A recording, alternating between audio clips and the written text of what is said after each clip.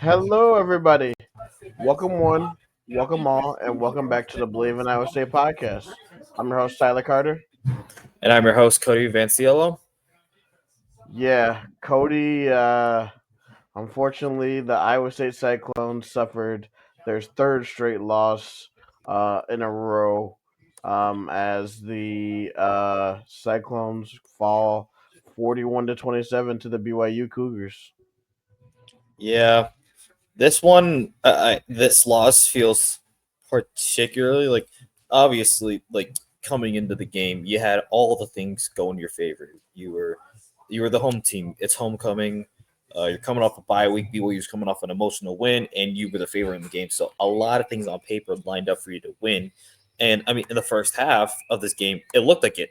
It looked like it. Iowa State went up 24-10 deep into the Hmm. second quarter. BYU does get a late touchdown to make it 24-17 at halftime, but then BYU goes they went on an extended run of 31-3, and the final score ended up being 41-27. But I mean, there's a lot of things to dissect when it comes to Iowa State. But first, just want to give my props to the BYU Cougars and Bear Bachmeyer. They are 8-0 on the season, and I did see in the coaches poll for college football that I think BYU cracked the top 10, if I'm not mistaken. So I have Yeah. to find that. So yeah, so this was from On Three, and yeah, I think it's about time people put respect onto the BYU. Yeah, Week 10 coaches poll from On Three. They have BYU listed as the number 10 team in the country. So Mm. BYU has been getting, they've been winning, and they're finally starting to get some of that respect that I think they rightfully deserve.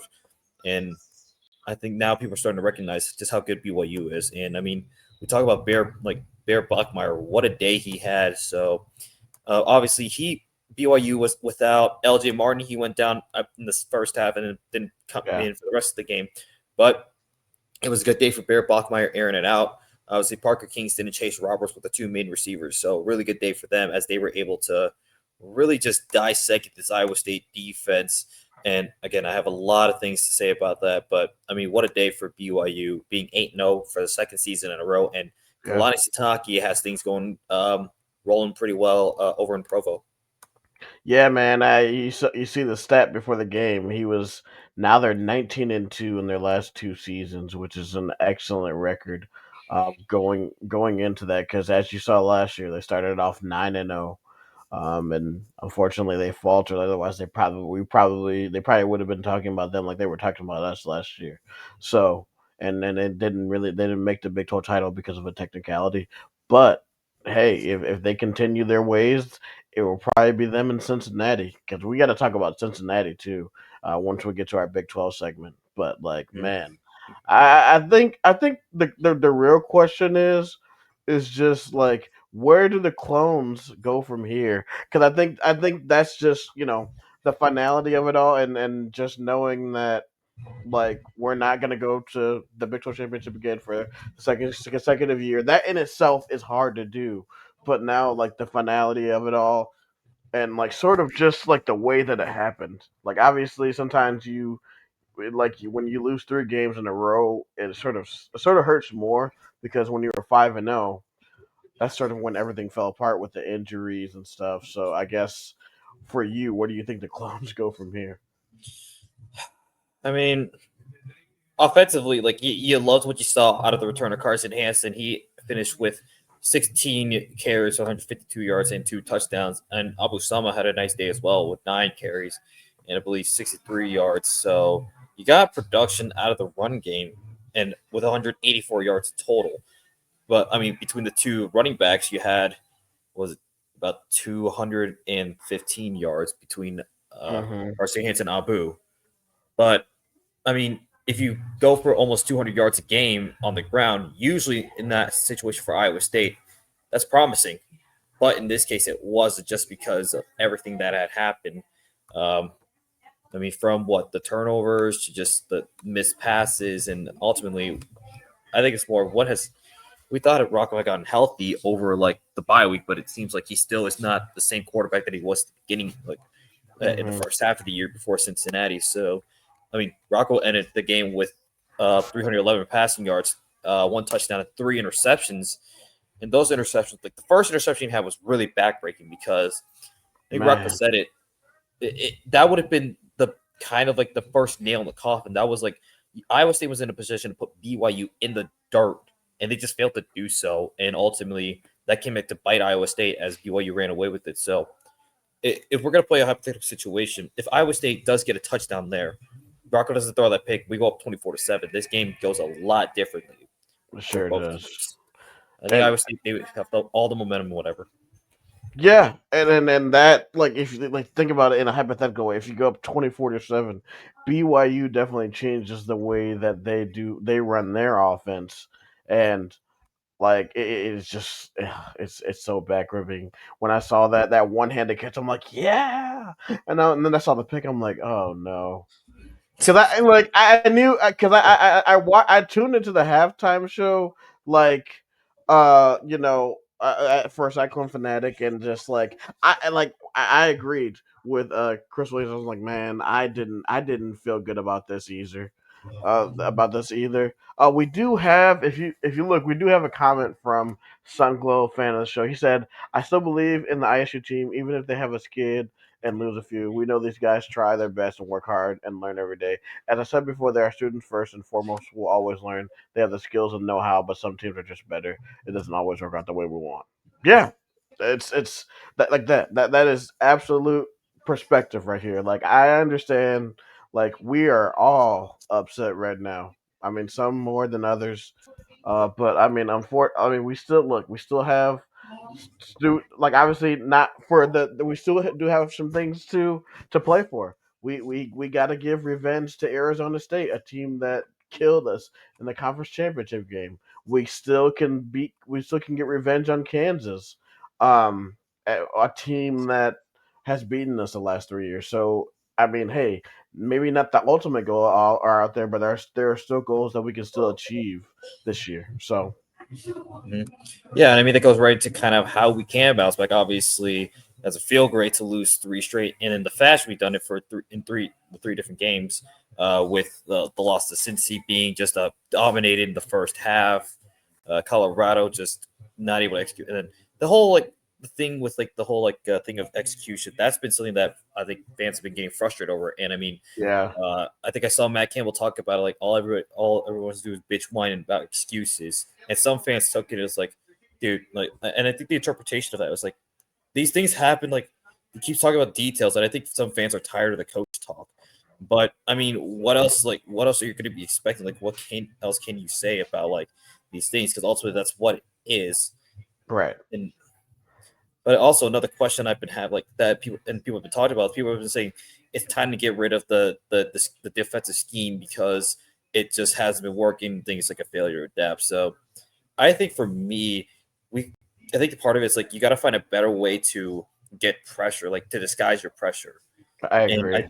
and also we just don't have the same talent for that type of defense we do.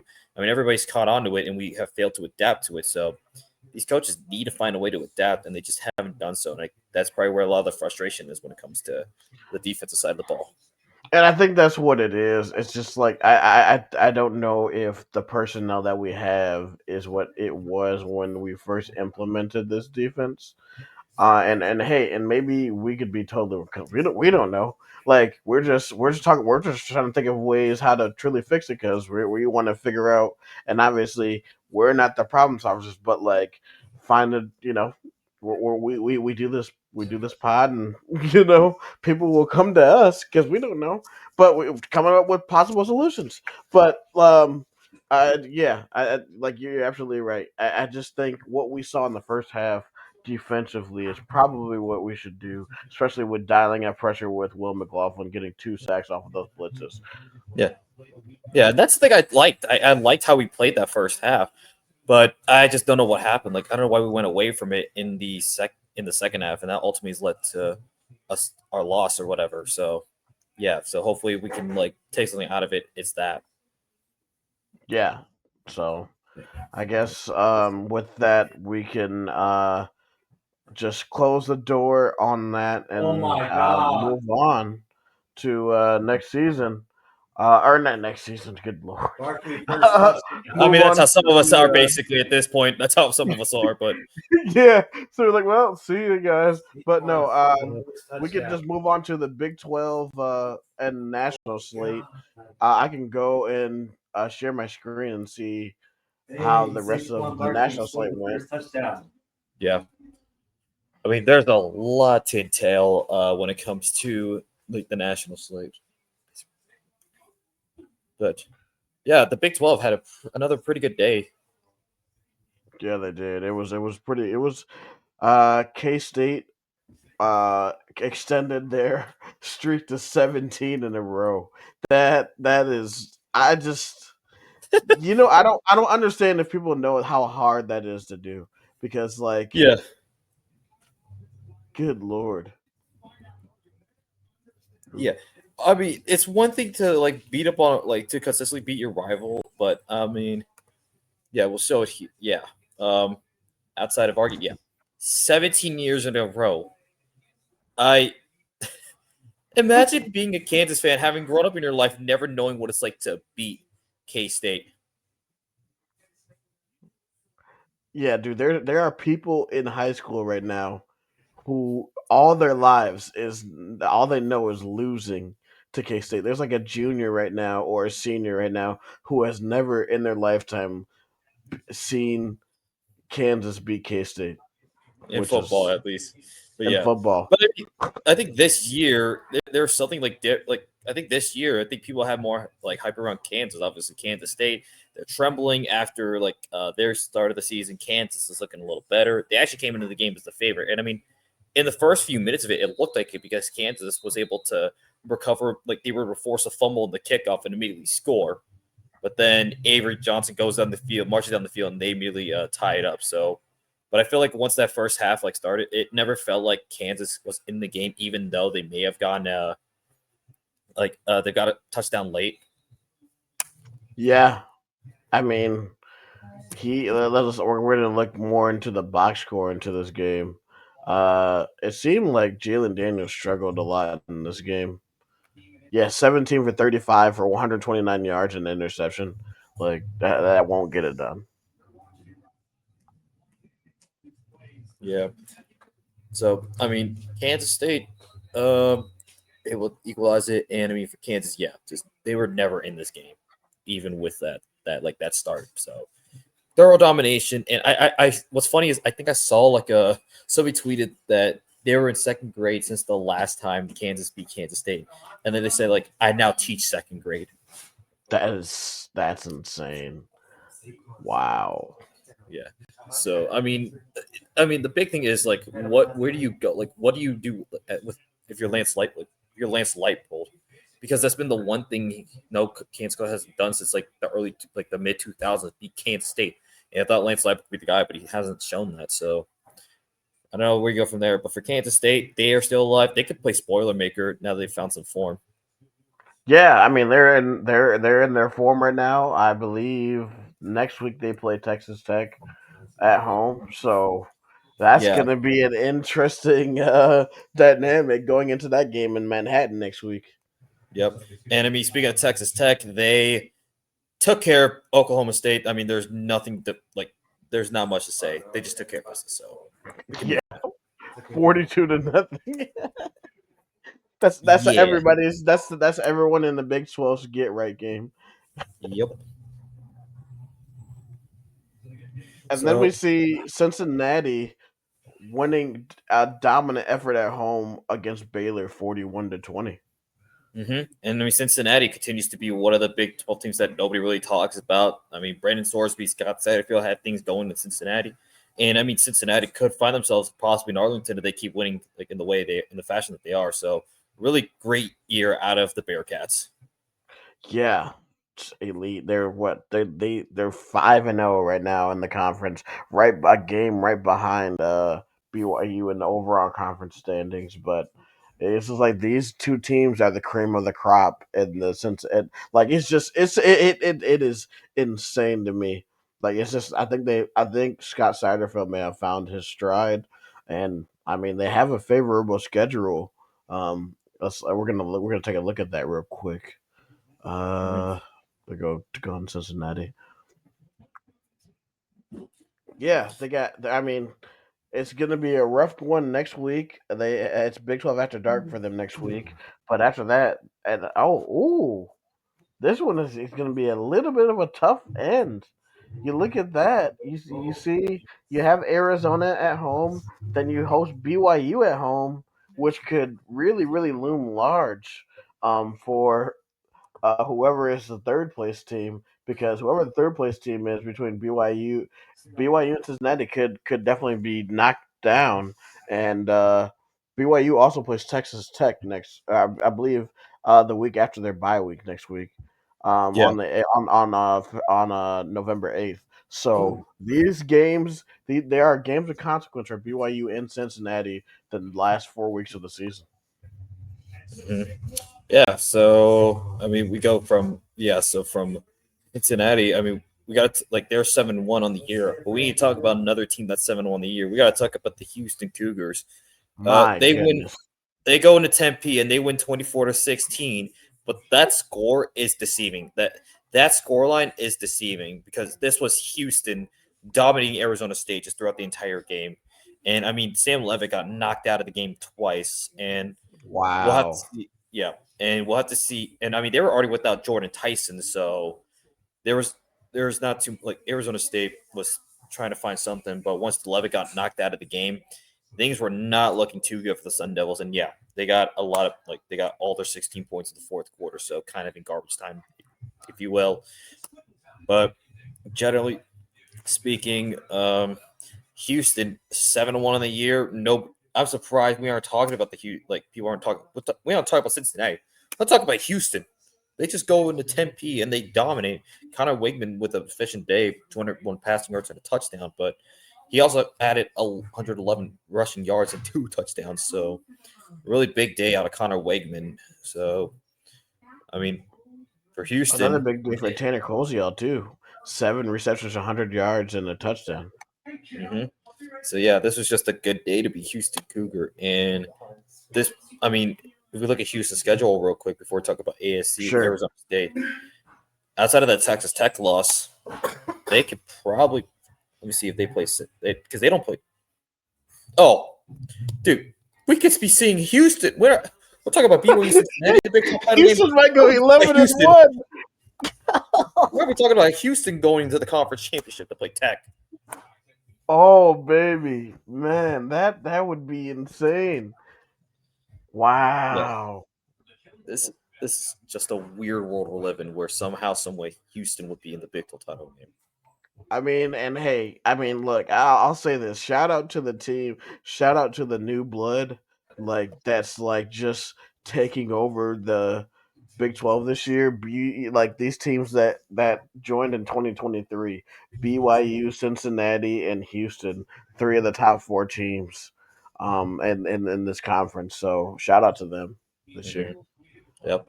And then we got to go to ASU because that's obviously going to be big for both teams because ASU we host them next week, and we did get the game time for Yeah. Iowa State, Arizona State. It's going to be a noon game at T on TNT. I had hoped this would be a night game if both teams were to win out like the way they did, but obviously things have not worked out the way they have for both teams. So for both, you're playing for pride, but especially if you're Iowa State. I mean, you're coming off of 3 straight losses. Arizona State's lost like what their last two, but they had that big one over Tech. So you would think on paper maybe Arizona State could win, but they have Iowa State as a favorite, and that is certainly getting people talking.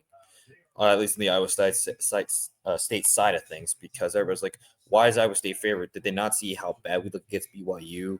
And I think, I mean, at the same time, Arizona State looked horrible. So both teams coming to this game kind of limping, and it's desperation mode for both to kind of salvage their seasons. It is, and then we also got to know is Sam Levitt even going to play in that game? Because if he got hurt, then yeah, I mean that's probably why. If they're probably looking at the Sam Levitt injury, if he said that he got out twice yesterday, that could be a really huge factor. Mhm. In if And I they mean, have they a were already chance. without Jordan Tyson. They were already without Jordan Tyson. So Oh boy, yeah, So I mean, that if could be both guys are trouble. out for Arizona State, that could be trouble for the Sun Devils. So Oh, for sure. and for the other games, TCU. I mean, they just they hold off West Virginia and Morgantown. It's a little weird, but they survived, so not really too much because I wasn't able to watch this. Utah puts up 43 points in the first half against Colorado. They win 53 Good to 6. lord, this was belt to ass right here. Did you see like the stat line in the first for at halftime for total yardage? No, no, You saw it, right? no, I didn't. Oh, dude, it was like 350 total yards for Utah, and for Colorado it was negative 18.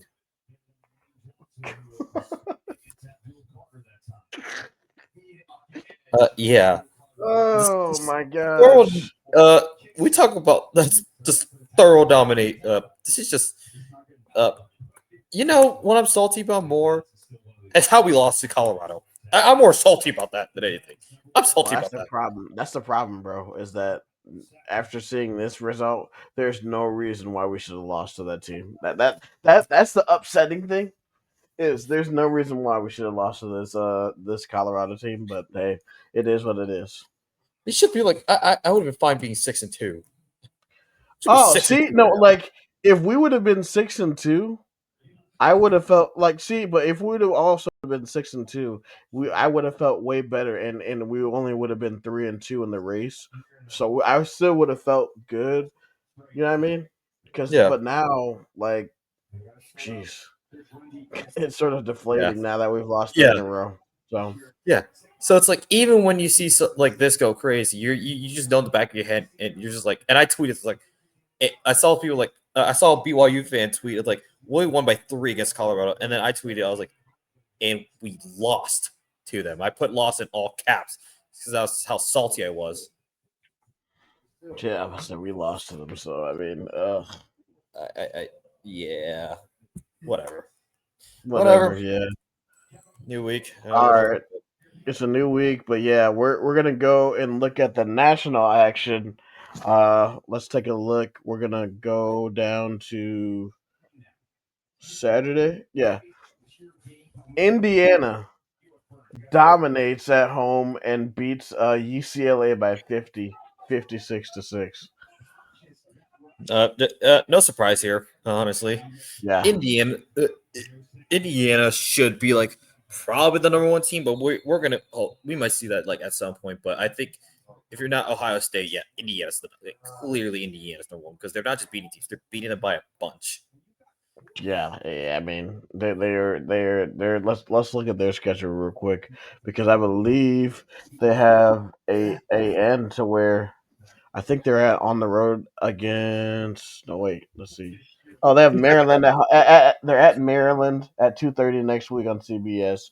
Then they have at Penn State and then Wisconsin, and then they have the battle for the Old Oaken Bucket in West Lafayette to end the season.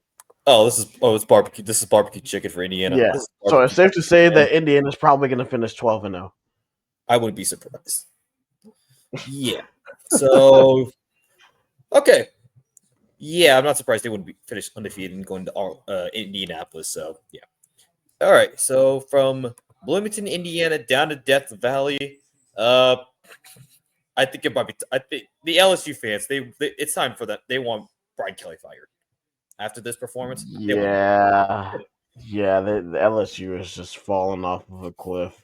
Um, A&M goes in and scores 35 points in the second half as they pull away to beat LSU 49-25. And Texas A&M, dare I say that Texas A&M is legit finally. Like, are they It might be. Texas A&M is finally living up to their own hype. Yeah, slowly but surely, I think they're starting to exercise the battered Aggie syndrome, which is something I think that's what I made that like we've always joked about battered Aggie syndrome, but can we like I made a twist like can we twist that to Iowa State as well? Because I think we fall under the same category as well. We do, we do, we Like we definitely call do. it battered cyclone syndrome, like BCS or something, like not to the old BCS, but yeah, battered cyclone, battered Aggie, yeah, whatever it is, but yeah. But yeah, Marcel Reed having a good year, and I mean, look at Texas A&M schedule. It's bar like it's looking pretty winnable. It's Hold on, let me look they at might that. they might finally be able to shed off at least for 1 year the Texas 8-4. Oh yeah, Yeah, because Bo Priola went out with an injury, so now that Missouri game might be looking a little, depending on what the diagnosis for Bo Priola's injury is. But that Missouri game looks a lot easier now. South Carolina at home, Sanford, and then you go to DKR mm-hmm. on on the last Saturday of the year against Texas. Yeah, I mean, you look at this schedule, they definitely are primed maybe to go 12-0 and maybe get a date with Alabama in the SEC title game. Mm-hmm. Yep. So I mean that Texas game, I mean that thing is looking winnable, even though it's a kicker. But yeah, A&M could finally shed the 8-4 label, like the Texas 8-4 memes at least for another year. But we'll see what happens. We'll see what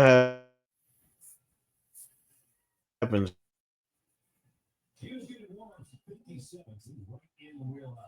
Okay. Let's see. Who's on the schedule? Yep. Yeah. Oh, hold on. I had to go so many different pages, but Oh, he missed it.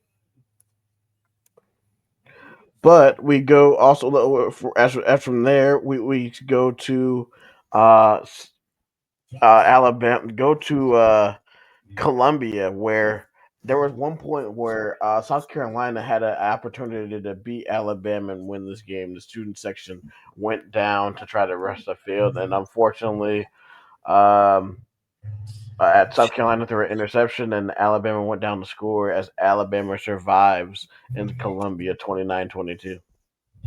Yeah. So Alabama, they are surging, and I mean they're still they're certainly in the race for the SEC. So I mean, after week one, things obviously look good, but obviously they rattled off like what 7 win straight or something like that. Yeah, So yeah.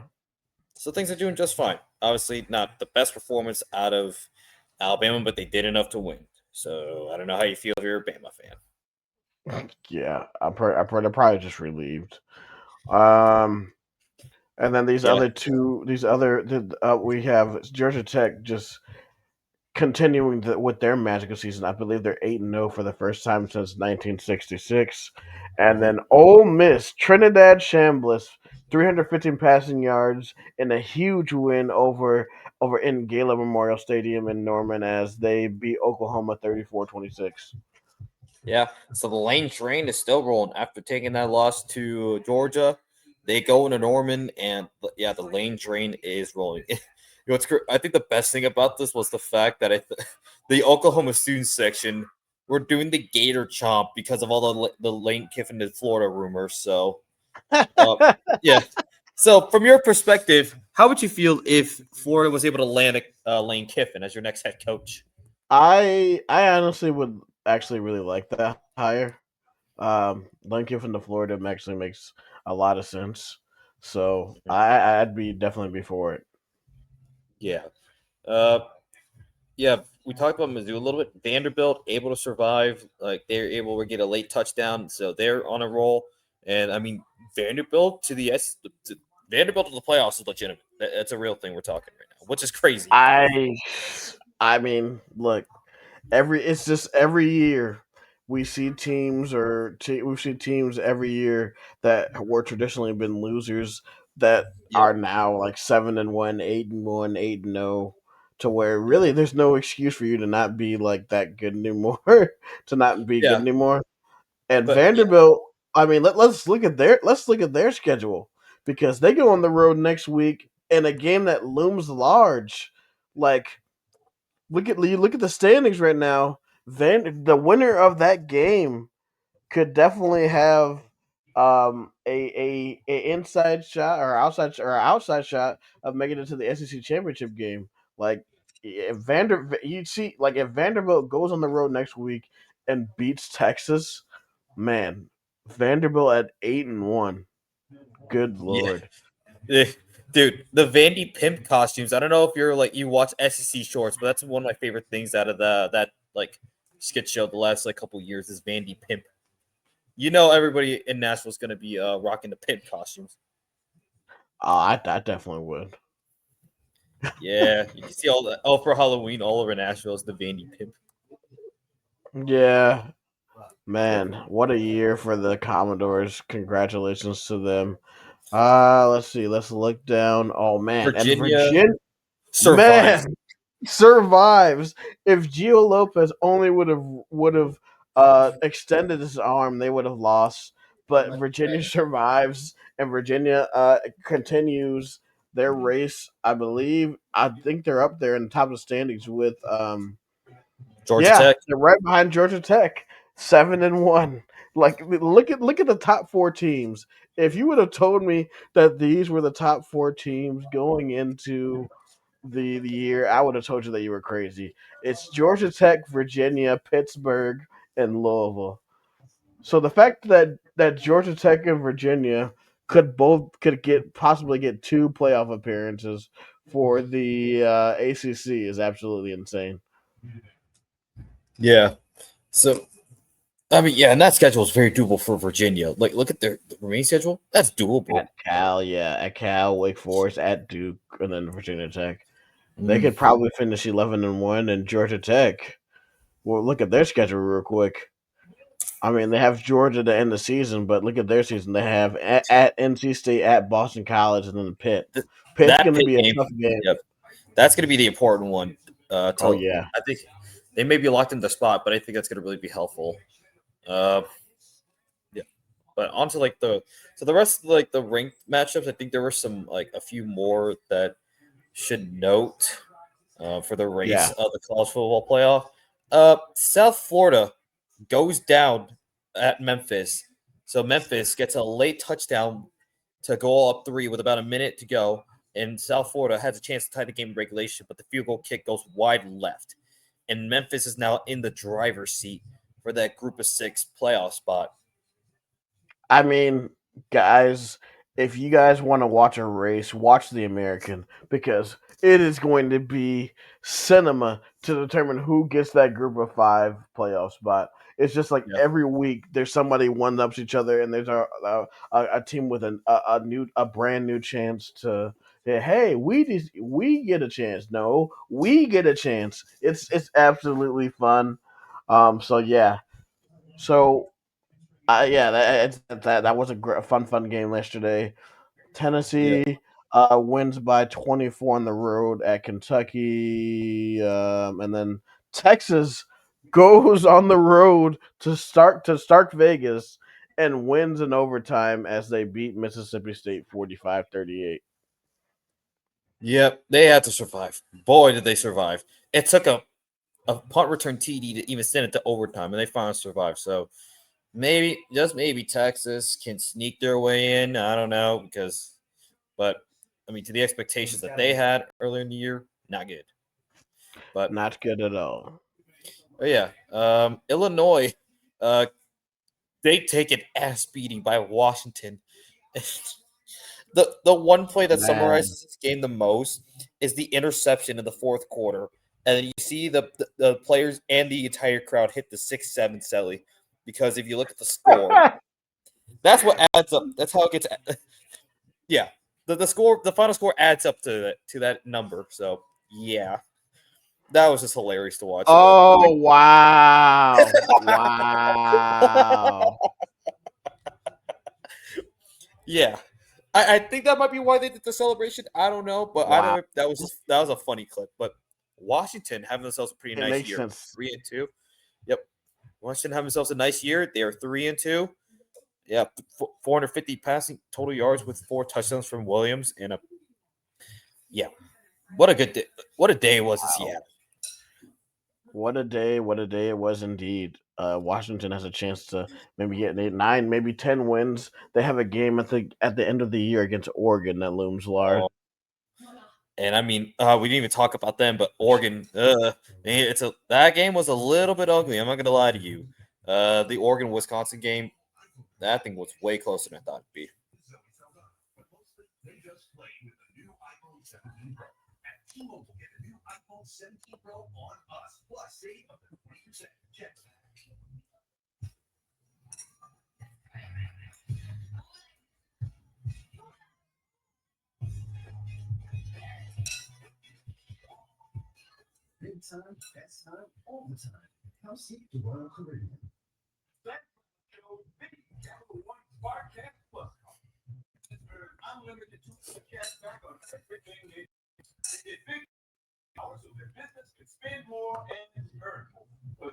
Uh, uh, yeah. Unfortunately, we're having technical issues related to Tyler's internet, but hold on. Let's see. We're trying to get it back here. Okay, yeah, sorry about that. Technical difficulties, guys. Apologize. Um, but yeah, we were talking about Oregon. Oregon goes on the road and dominates, or not dominate, or is at They home, hosted, yeah, but and they the beat score was a Wisconsin. bit, yeah, 21-7. But I honestly thought was Oregon was going to do a lot more. But Wisconsin, they did come to play. I mean, Luke Fickle has given uh, Oregon difficulties. I mean, we saw last year in at Camp Randall where that thing was only a 3 point game by the end of it. So clear to me that Luke Fickle does give Dan Lanning some problems. But I mean, for Oregon, you get the win. So I mean, you're firmly still in the race for the Big Ten like title race. But I mean, we got to look at that next game for them at Iowa. This thing Ooh. may be good. Oh baby, yeah, that Yeah. that game at Kinnick is gonna loom large. Iowa with a huge win, destroying Minnesota yesterday, where Iowa put themselves in a position now to where if Iowa wins this game at home against Oregon, they could finish in the top three and move to 7-2 next week if they win this game. And really, if Ohio State slips up against Oregon, Iowa will make it to the Big Ten championship game and Oh, for possibly sure. get a rematch against Indiana. Yep. Oh man, that makes me Mm. sick. Yeah, I hate it. That I hate makes the me fact that sick. I hate it. I hate Uh, the fact that uh, that we're in this position. This feels like the previous years again, where I was still the better. Like, somehow, some way. I thought we changed this, but nope. Somehow, some I way. know. Somehow, some way, it goes back to what it used to be. I'm sick, Yeah, bro. and we're and Iowa fans are letting us know. They're letting us know they're giving us the business, right? But at the end of the day, we're the ones with the Cyhawk trophies. I don't care what you say. We still got the Yeah, trophies. we still beat you. Um, Michigan goes on the road to East Lansing, gets Michigan and beats Michigan State. They move to 6-2 on the year. Nebraska beats Northwestern 28-21. Nebraska is now 6-2. Just see, I don't know if there are really any other games of. Damn, 41-3. Good lord, Iowa Well, killed Minnesota. uh, so the uh, first half went a little bit like this. Iowa touchdown. Uh, Iowa, I think pick six. Uh, punt return touchdown. I think it's. I think they might have also had like a they got a running touchdown, a pass touchdown, a punt return touchdown, a pick six. And however else you score a touchdown in this game. So yeah, this was all Iowa from the start. It took 5 minutes. Jeez. It took like 5 minutes for this game to be like, yeah, this is clearly Iowa's game. Like there's no way that Minnesota was keeping up. And I mean, yeah, Mark Gronowski with the yeah, is that actually he actually passed for a touchdown? No, well, touche. But he also put one on the ground. So Kamar Molden with 75 yards, decent day. Wheatgen with 49 receiving yards, but yeah, he had a good day. Like the punt return was huge. So Yeah. All right. As with that, we that's that's all we have today. We're gonna do a few things before we leave. We're gonna give a thanks to our sponsor, the FanDuel. It is basically now the sports equinox. The Blackhawks are doing good so far. They're 4-1 in their last 5 games. If you want to bet in the Blackhawks, the World Series right now, the Dodgers came back and tied it up 1-5-1 in Toronto as the series now goes to LA. Basketball season has started up. NBA on NBC is a thing now. Nostalgia. I got tears when I saw that intro. NFL season is in full effect. We're getting halfway through that season right now. So there are plenty of promos, plenty of chances to go if you know ball and make money, go and get some promos on FanDuel. Yep. And also, if you want to find me and yeah, find us on social media: YouTube, Instagram, Facebook, Twitter, TikTok, and Twitch. We can be found on Twitch at Bleav in Iowa State 2025, Bleav in IC 2025. Find us on Twitter at find me, Sci Guy, Tyler, and find Cody on Twitter at Full Matt Campbell. Uh, that is going to be the conclusion of our show. So for Tyler Carter, and for Cody Venezuela, this is the Bleav in Iowa State podcast. Roll clones, baby. go Cyclones.